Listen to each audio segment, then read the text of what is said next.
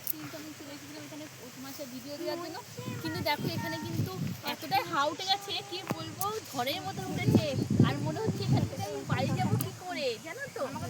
তো যাই হোক দেখো এখানে কিন্তু ভালোই ঝড় উঠে গেছে, আর এখানে কিন্তু খুবই সুন্দর জায়গা। দেখো তোমার সবাই ঘুরে ঘুরে দেখাচ্ছি কত সুন্দর দেখো জায়গাটা,